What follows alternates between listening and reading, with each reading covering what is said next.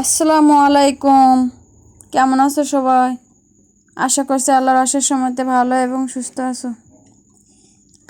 তো আমরা এক সপ্তাহ পরে গ্রাম থেকে বাসায় আসলাম। বাসায় এসে দেখি বাসার অবস্থা খুবই খারাপ, ধুলাবালি ঘর অগোছালো। এক সপ্তাহ বাসায় না থাকলে আর ঝাড়ু না দিলে যা হয় আর কি। আর আমি যদি বাসায় না থাকে তাহলে আমার কাজের বুয়া আসে না, তার গেট খুলে দেওয়ার লোক হয় না, এই জন্য সে আসে না।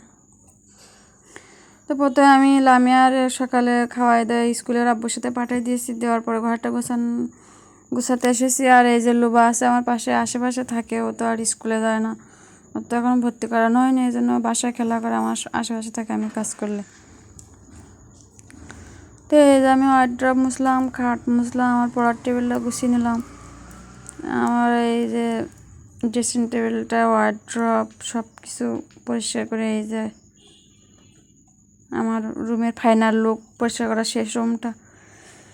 আর লুবা এখন এই যে খেলা করছে, ওখানে কাজ করছে, ময়লা করছে। এই যে ঘর পরিষ্কার করার পর আমি আসলাম ড্রয়িং রুমে। এই যে কী অবস্থা দাও, কী করে রেখেছে, মানে ওদের ওদের জন্য আমার ঘর গুছিয়ে রাখার মানে কোনো কায়দা নেই, সবসময় আমার কাজ। আর আমি যদি ওদের খেলনা গোছাই সারাদিন যদি খেলনা গোছাই তাহলে ঘর গোছানো শেষ হবে না, এই আর কি। আমি এ পাশটা গোছাবো, ও পাশটা এসে ওরা আবারও কাজ করবে। এই যে আমি মাছের অ্যাকুরিয়ামটা মুছে নিচ্ছি, ধুলা পড়েছে, ওদের একটু খাদ্য দিলাম, অনেকদিন খাওয়ার দেওয়া হয় না, এই জন্য একটু খাদ্য দিচ্ছি। যে কী পরিমাণে খাবে না দেখুন ওরা।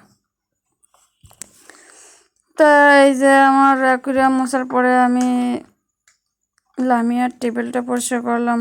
টেবিলটা যে পড়ার টেবিল বলে মনে হবে না, সেটা মনে হবে কি এটা হচ্ছে একটা ওদের খেলনাঘর। টেবিলটা সবসময় খেলনা রাখবার বলবে এটা আমার রান্নাঘর, এই টেবিলে পড়বে না, ওরা রান্নাঘর বানাইছে। তারপরে আমি চলে আসলাম আমার টেবিলটা মুছতে, যে খাওয়ার টেবিলটা ধুলা পড়েছে, এই জন্য মুছিয়ে নিয়ে এসেছি।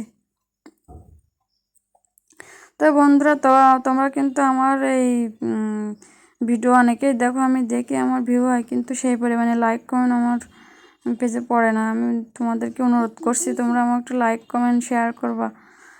আর যারা আমার পেজে নতুন আছে তারা সবাই আমার একটু ফলো করে দিবা। অনেকদিন বাসায় নেই, তো এই জন্য বাসায় কোনো বাজারও নেই। তোমাদের ভাইয়া একটু বাজার করে নিয়ে আসলো, উচ্ছে, কচুরমুখী, আলু, এই যে তুরুল, তোমরা কে কী বলো, কি তুরুল নাকি ধুন্দুল, টমেটো, বেগুন, পটল, ডিম, ফ্রিজে একটাও ডিম নেই, এই জন্য ডিম নিয়ে আসছে।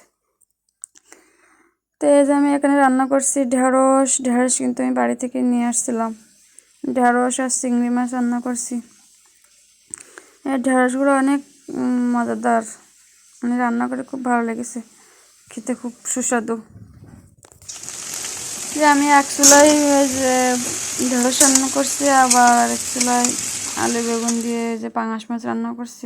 ভাইয়া 2টার দিকে আবার ভাইয়ার ডিউটি চলে যাবে তাড়াতাড়ি। আর এই যে লোবার তরকারি রান্না করছে, এখানে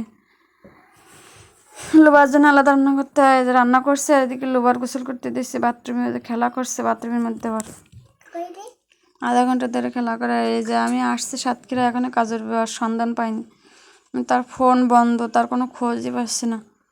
ঘর বাড়ি গুছাতে হচ্ছে আমার, মানে তোমরা তো জানো যে এক জায়গায় বেড়াতে গেলে বাসায় আসলে কত কাজ থাকে, তারপরে কাজের বুয়ার কোনো খোঁজ নেই, কেমনটা লাগে। 2-3 দিন পরে তাকে খোঁজ পাইছি। তারপরে আবার বৃষ্টি হচ্ছে, বৃষ্টি হলে তো তার মোটে খোঁজ পাওয়া যায় না।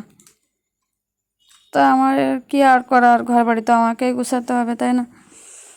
তো ঘর ঝাড়ু দিয়ে দেখে বাইরে আমি গুছাচ্ছিলাম, আবার সেই লোবা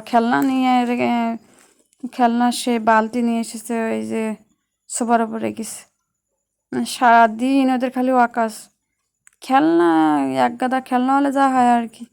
সারাদিন মেঝেতে ফেলে রাখবে, ঝাড়ু দিচ্ছে, দেখো ঝাড়ুর মাথায় একটা খেলনা আছে। ভালো থাকো সবাই, আল্লাহ হাফেজ।